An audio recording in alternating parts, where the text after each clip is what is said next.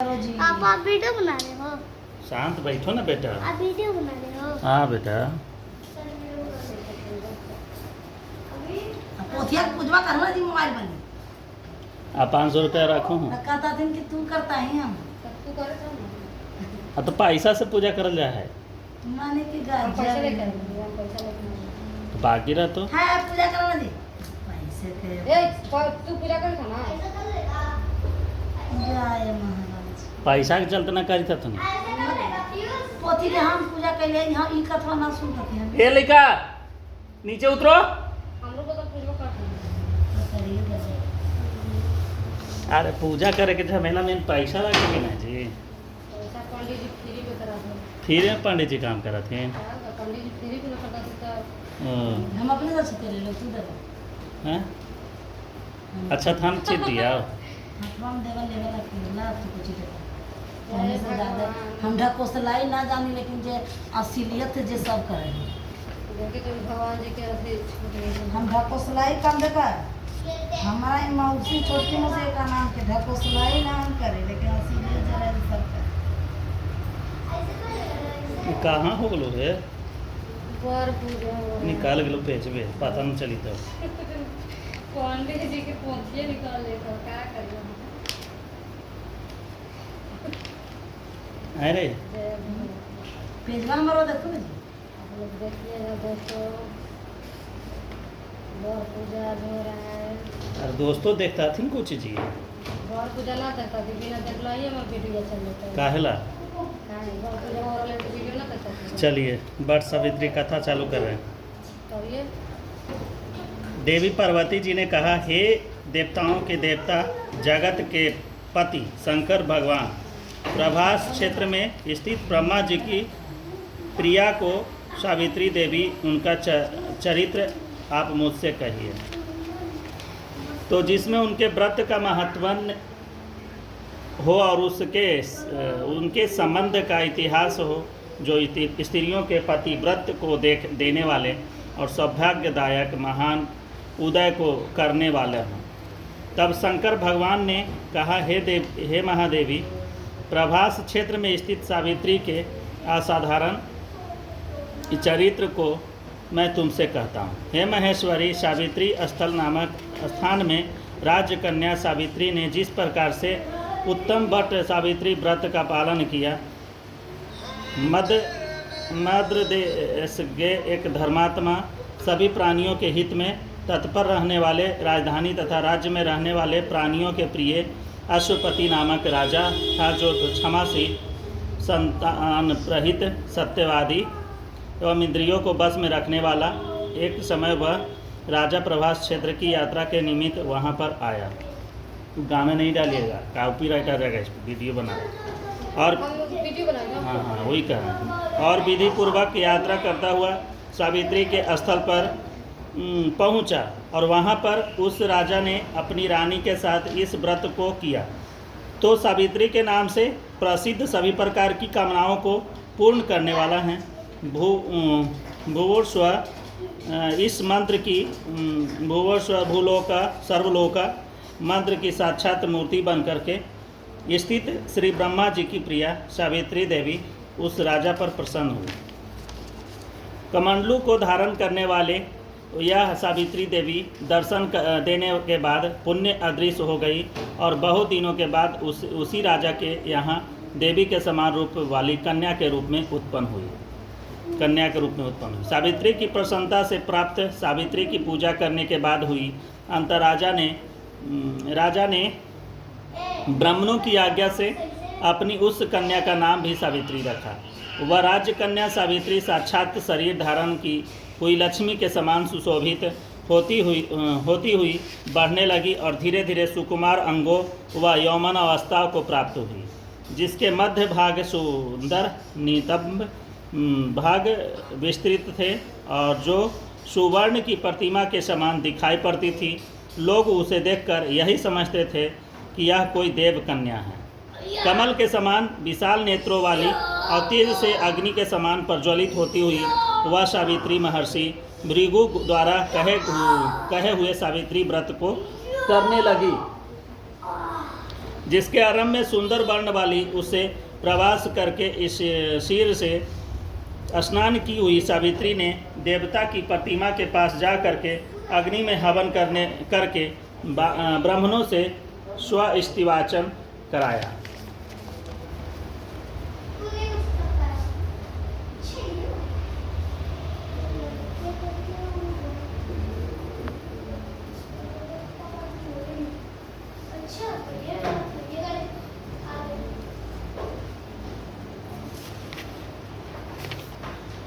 और उन ब्राह्मणों से अवशिष्ट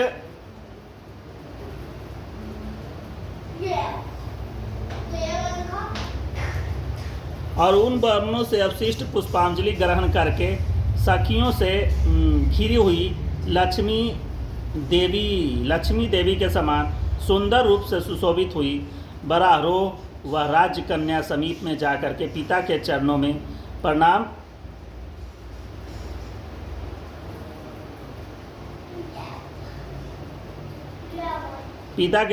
प्रणाम कर प्रथम प्राप्त पुष्पांजलि को निवेदित कर हाथ जोड़ करके राजा के पार्श्व में स्थित हुई।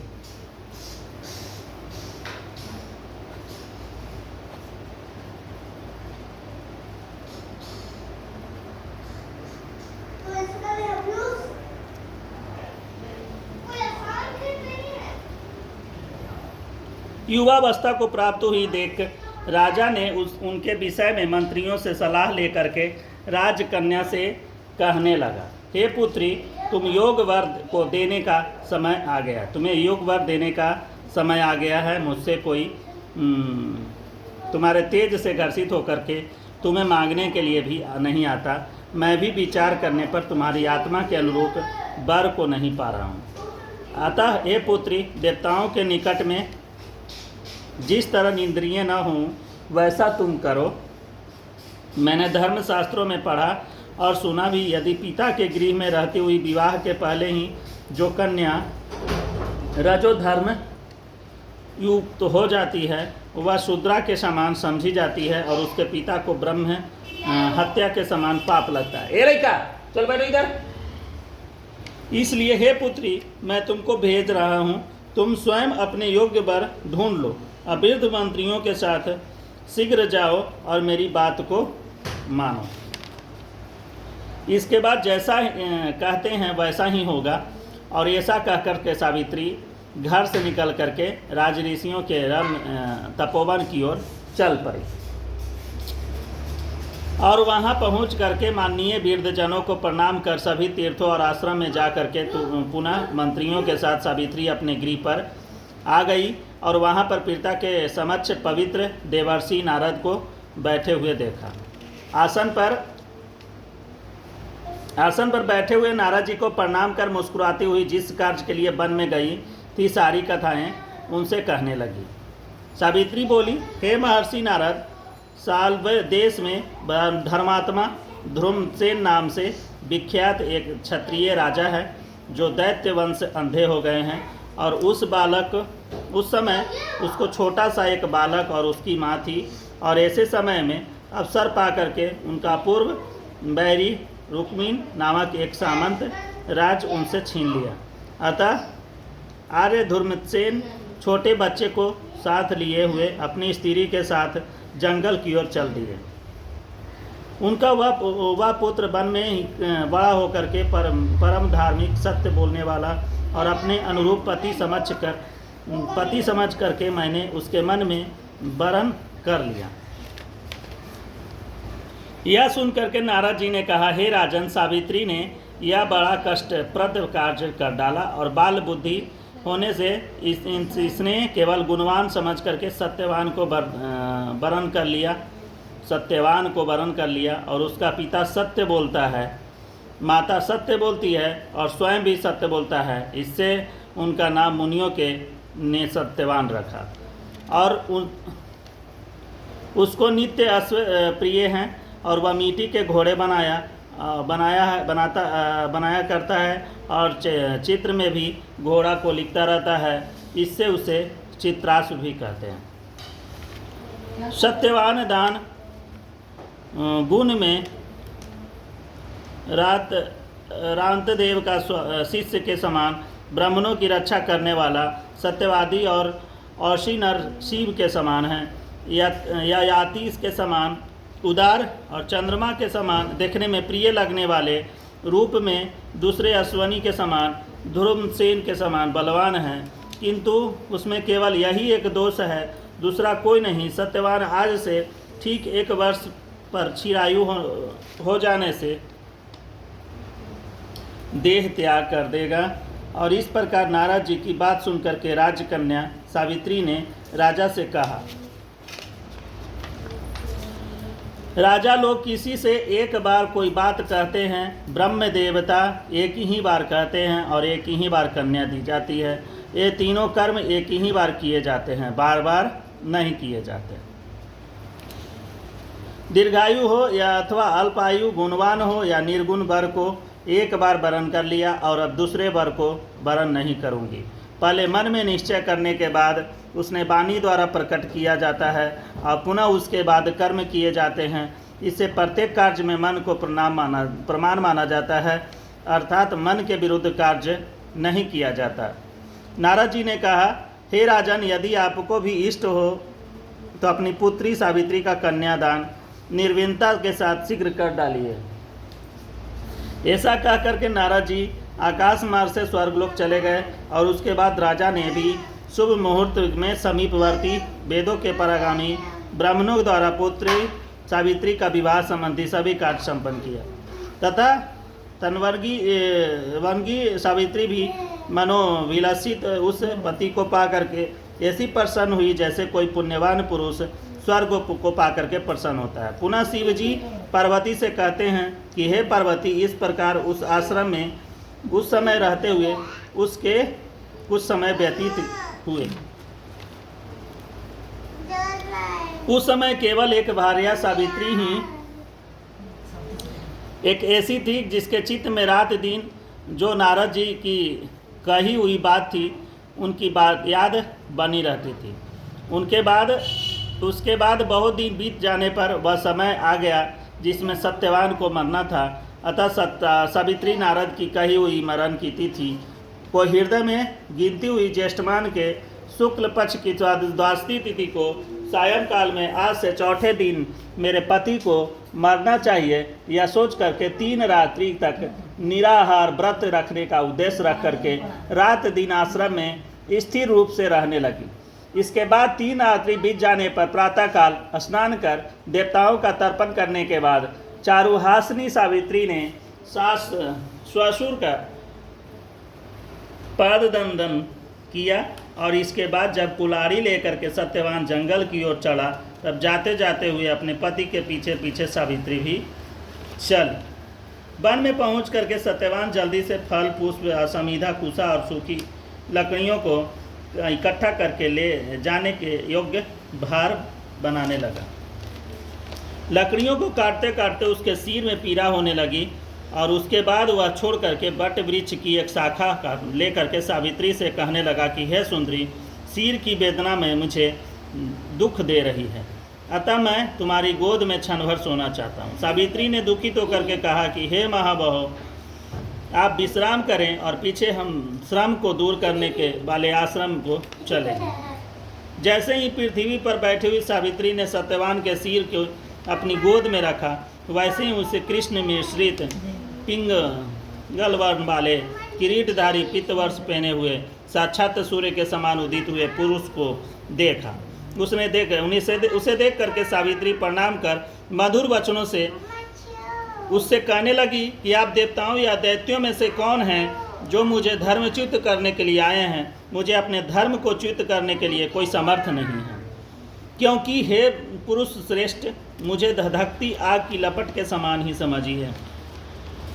यमराज ने कहा, मैं सब प्राणियों के लिए भयंकर और कर्मानुसार उनका उचित दंड देने के लिए देने वाला यम हूँ। सो ही पतिव्रता सावित्री, समीप में पड़े हुए तुम्हारे इस पति की आयु समाप्त हो गई है, इसे यमदूत पकड़ करके ले जा सकेंगे, इसलिए मैं स्वयं आया हूँ। ऐसा कह करके फांस को लिए यमराज ने सत्यव्रत के शरीर से अंगुठ मात्र शरीर वाले पुरुष को बलपूर्वक निकाल लिया और इसके बाद पितृगण से सेवित यमपुरी के मार्ग की ओर चलना शुरू किया तो वरारोह सावित्री भी उसके पीछे चली।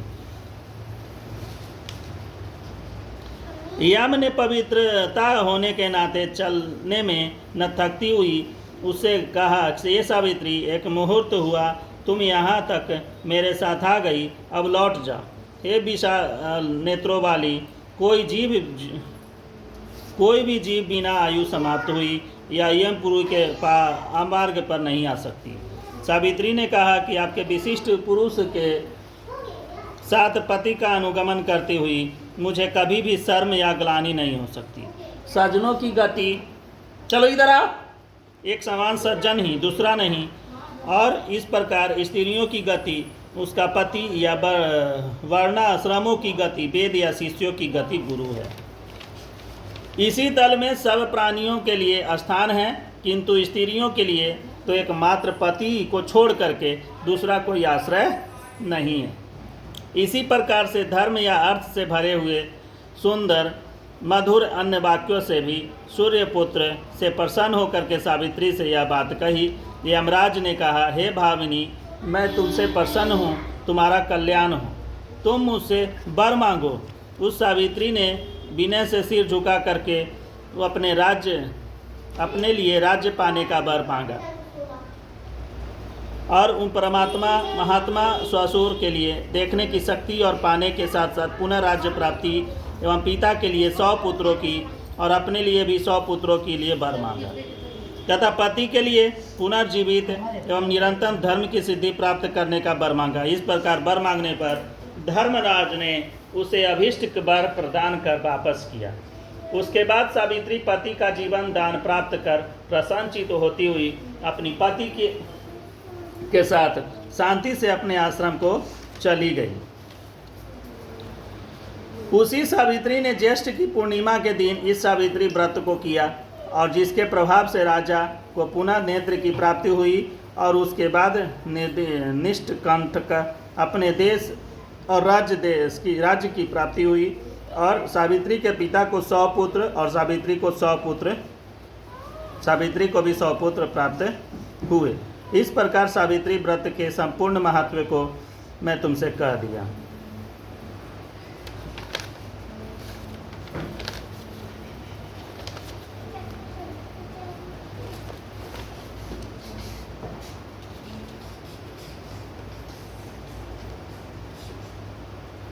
देवी ने कहा, हे देवी, सावित्री के द्वारा किया गया वह महान व्रत किस प्रकार का है? ज्येष्ठ मास में उनका विधान कैसे किया जाता है? तो हे विभो, उस व्रत के देवता कौन है, कौन कौन मंत्र हैं, क्या फल हैं, सो महेश सनातन धर्म को विस्तार पूर्वक आप मुझसे कहिए। तो ईश्वर शंकर जी ने कहा, देवेशी सावित्री व्रत को आदर पूर्वक सुनो। हे महेश्वरी, उस सती ने जिस प्रकार इस व्रत को किया उसे मैं कह रहा हूँ। हे भाविनी, ज्येष्ठ शुक्ल की त्रयोदशी तिथि के दिन दंत धावन कर चुकने के बाद 3 रात्रि का उपवास करने का नियम करें। यदि व्यक्ति अशक्त हो जितेंद्रिय हो करके त्रयोदशी की रात्रि में उपवास कर चतुर्दशी के दिन बिना मांगे प्राप्त हुए अन्न को ग्रहण करें तो पुण्या के दिन उपवास करें।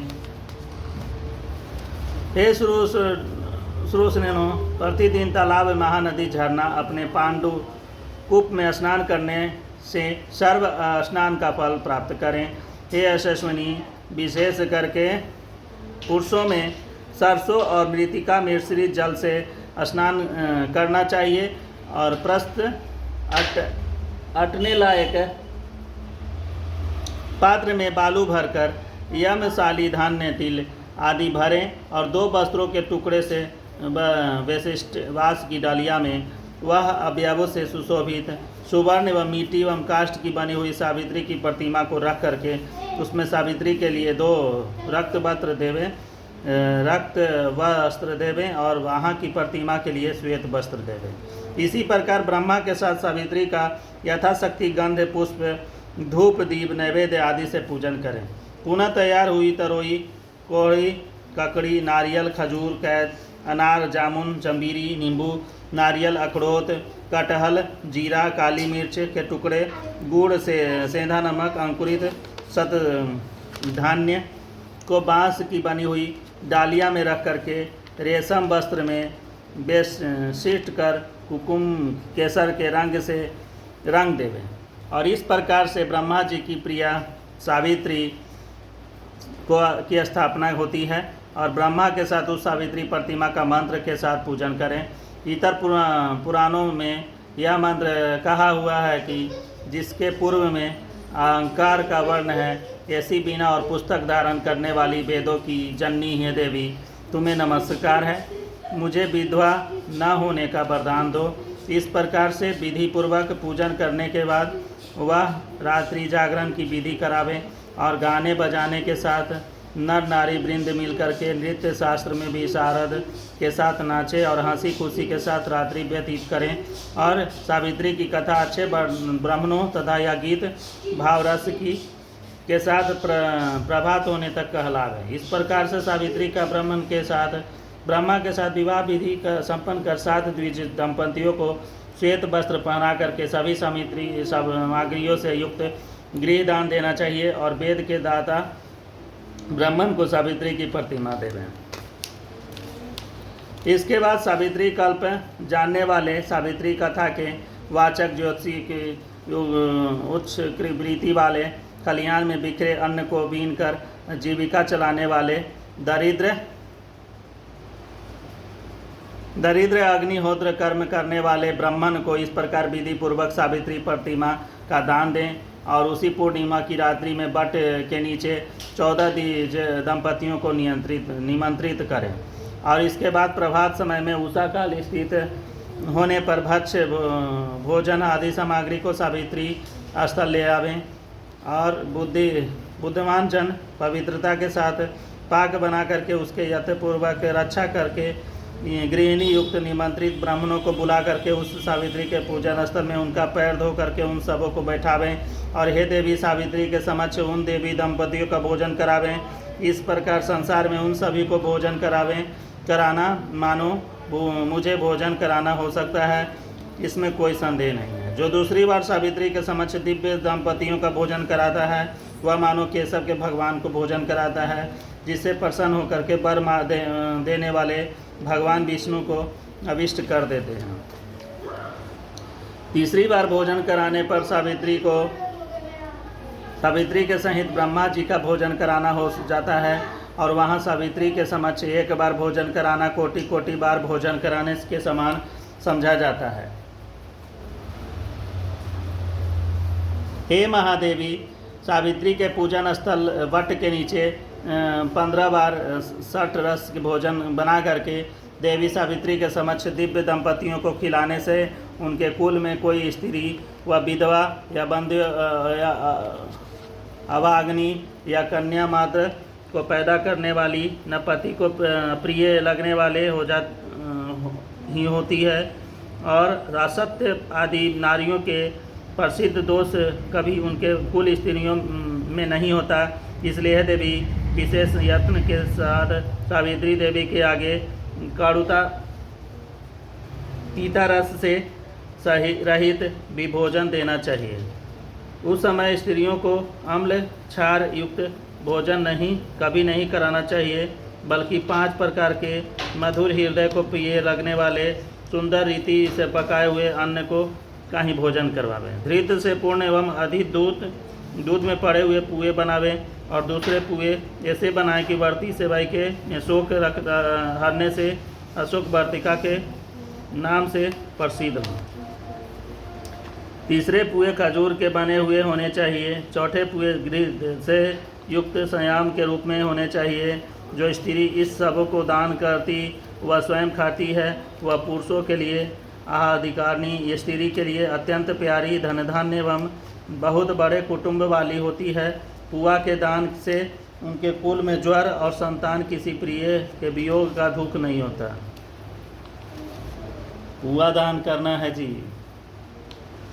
अशोक वर्ती के दाने 21 पीढ़ी तक उनका कुल बहुओं एवं लड़कों अग्नित दासियों को बारा रहता है और जो स्त्री पूड़ियों को देती है उसके कुल में बहुओं के साथ साथ लड़कियां भी पुत्रिनी होती है।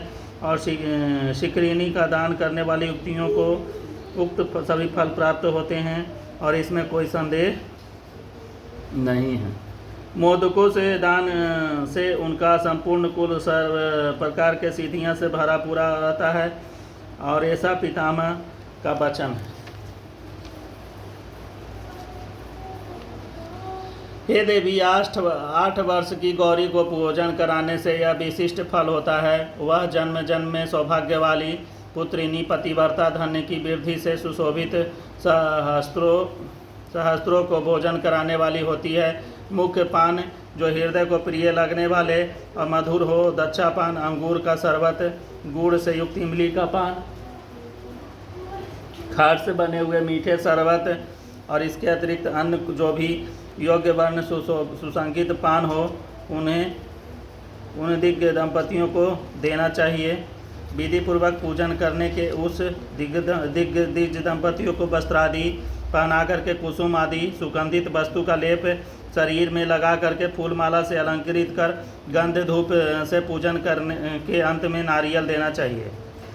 और वो उन दिव्य दंपतियों को आँखों के अंजन मस्तक से सिंदूर लगा करके मनोहर सुशोभित कोमल सुपारियों के पात्र में रख करके उनके हाथ में देने के बाद प्रणाम कर उनका विसर्जन कर दें और अंत में इस गिरत से निवृत्त होकर के बंधु एवं बालकों के साथ स्वयं भोजन करें। यदि पूजन स्थल में भोजन न कर सकें तो घर जाकर के भोजन करना चाहिए, जिससे देवी प्रसन्न हो। इसी प्रकार से अपने घर आकर के पिंडदान पूर्वक पितरों को सब विधि साध करना चाहिए और ऐसा करने से उनके पितृगण ब्रह्मा के एक दिन 4 अरब 32 करोड़ वर्ष तक संतुष्ट बने रहते हैं। तीर्थ से 8 गुना पुण्य अपने घर में दान देने से होता है, क्योंकि दी जातियों द्वारा किए गए श्राद्ध को नीच जन नहीं देख पाते। अंत एकांत गृह में गुप्त रूप से पितरों का श्राद्ध करना उचित होता है और नीच के देखने मात्र से श्राद्ध हत हो जाने से पितरों को नहीं प्राप्त हो पाता। इसलिए जहाँ तक हो प्रयत्न पूर्वक श्राद्ध को गुप्त रूप से करना चाहिए, क्योंकि पितरों को तृप्ति देने वाले ऐसे ही श्राद्ध को ब्रह्मा जी ने स्वयं बताया। पूर्वोक्त गौरी का भोजन कराना आदि जो क्रियाएं वे उत्सर्ग कहलाती है और मनुष्यों की कीर्ति प्रदान करने वाली होने से राशि कही जाती है। अपना हित चाहने वाले व्यक्तियों को कहे हुए यह दान सदा देने चाहिए। यदि सात्विक फल की चाह हो तो साध में विशेष रूप से इस प्रकार के दान देने चाहिए, जैसा कि ऊपर कह आए हैं। हे देवी, सावित्री व्रत का उद्यापन सभी प्रकार के पापों से छुटकारा पाने के लिए मनुष्यों को अवश्य करना चाहिए और इसके करने से इच्छा अनिच्छा से किए हुए सभी पापों का तत्व नष्ट हो जाता है। जो लोग इस प्रकार के वट सावित्री की यात्रा करते हैं उनको इस लोक में सौभाग्य, धन्य एवं धान्य सुंदर स्त्री विधि रूप प्राप्त होती है। इस यात्रा विधान को कोई मनुष्य भक्ति पूर्वक करता है, वह वट सावित्री व्रत को सुनता है या पापों से छुटकारा पा पाता है। हे देवी, जो पुरुष ज्येष्ठ की पूर्णिमा के दिन विधि पूर्वक सावित्री के पूजन स्थल की 108, 54 एवं 17 प्रतिदक्षिणा यत्नपूर्वक करते हैं तो उनके द्वारा अज्ञान पूर्वक किए गए अग्निरस स्थिति के साथ गमन पाप एवं अन्य भी किए हुए पाप नष्ट हो जाते हैं। इसमें कोई संदेह नहीं है। उक्त सावित्री के स्थल के नीचे जा करके संध्या बदन किया करते हैं और अपनी पत्नी के हाथ से लाए हुए पांडुकूप के जल से सुवर्ण की झारी या मिट्टी की झारी से भावनी जल ले करके संध्या रोपण करते हैं। उनके पास 12 वर्ष तक संध्या उपासना की हुई मानी जाती है। 12 वर्ष तक पाप कूप में स्नान करने से अश्वमेघ का फल हो जाता है।